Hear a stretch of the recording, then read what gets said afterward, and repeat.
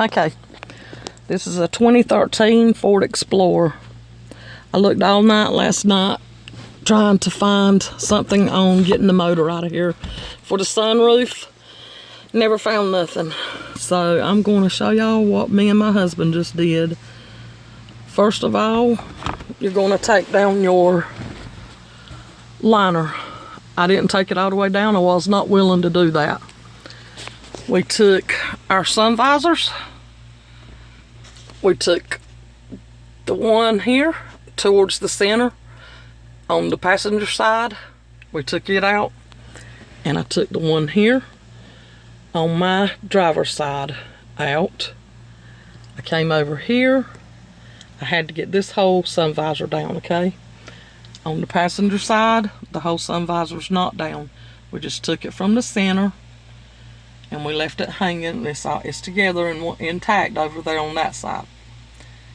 Alright, because you got to pull your liner down. I did not want to pull my whole liner down. I didn't see the need for that. So as you can see, I improvised. There's some magnets holding it up there. I heard 2 magnets come loose. I went in the house, I got my vitamin bottles. I propped it up on each corner. It is bent down a little bit right here, but I don't think it's going to hurt it by the time we get it back up. I really don't think anybody will ever notice that. This car is my baby, and I have babied her, and she has babied me, and we haven't had any problems until now. No motor problems, nothing, and she just hit 100,000 a couple of weeks ago. Here's the point that my sunroof was hung at. I had it open. It was working fine. I went to close it. It closed in the back. The black slider came across.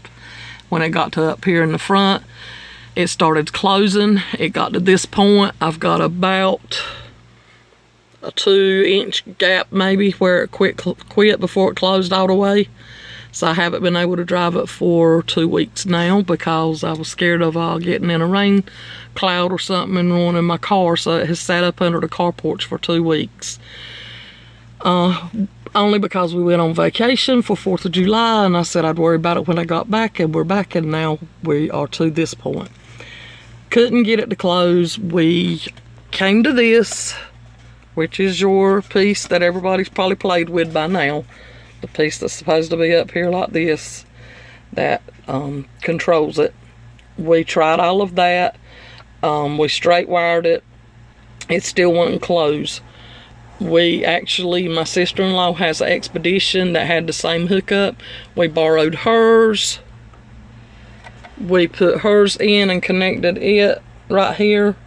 It still wouldn't close, so at that point we knew for sure that it was not any problem in this area, that it had to be the motor.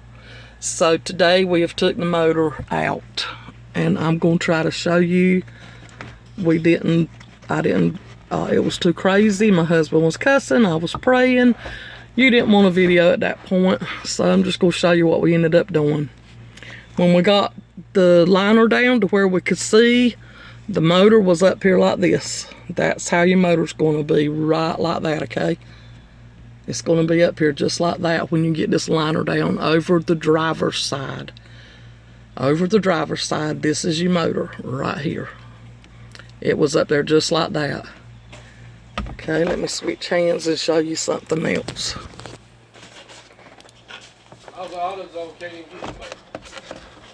Okay, like I said, it's up here like this, but I'm going to turn this at an angle so you can see. That is your hookup back there. That right there hooks to that, okay? All of that is hooked together like that, okay? Boop, boop. All right. You don't mess with none of that. It's not going to do you any good. We wasted time playing with that. You don't have to do any of that. We wasted time playing with these little black clips. Didn't do us any good. This motor is literally being held up here by 3 screws. All right, I'm going to try to lay it where you can see because my lighting is terrible. Let me get it where you can see. Okay. This is your motor when you get it out. Okay. It's up there like this. Okay. It's like that. So I'm flipping it over. This is the upside down version. Okay. You got 3 screws holding it. You have 1 screw there. You have 1 screw there. And you have 1 screw there. 1, 2, 3. Those 3 screws are literally holding that motor up above your head, okay? Here are my screws.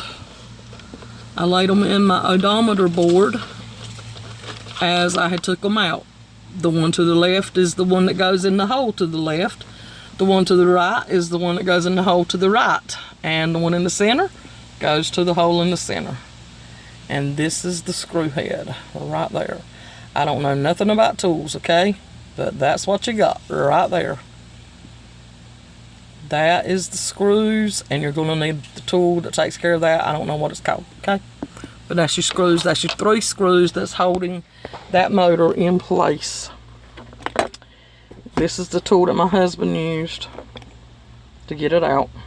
This thing right here, okay?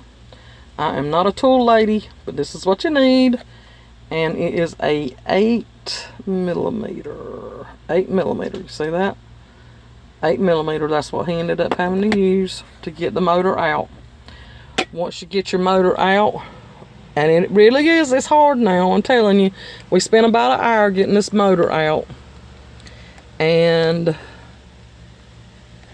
it's really hard. It's going to take 2 people, definitely. I held the flashlight. I held pressure on the liner, and it took both of us. My hands were smaller than my husband's, so basically he got 2 screws. I had to get the center screw out myself, but we did get it out. We have gone in the house. Your part number is right here. This is going to be your parts number on your motor once you get it out.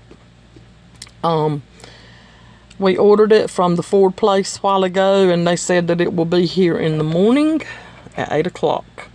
So wish us luck on getting the motor put back in place. And good luck to y'all on getting it out. We got to save money when we can. I don't see where this was a $2,000 job. But I would have probably wanted at least $100 to do it if I had to do it for somebody else. But good luck on getting it out, y'all, and I hope it helps you more than I couldn't find anything about the motors. I could find a lot about the piece with the slider and the shortages and how to straight wire it to get it closed and all. But when your motor is blown, you can't do any of that, and none of that helps. So I hope that getting the motor out and showing you how we got to it and how we got it out will help y'all. Good luck and have a great day. Bye bye.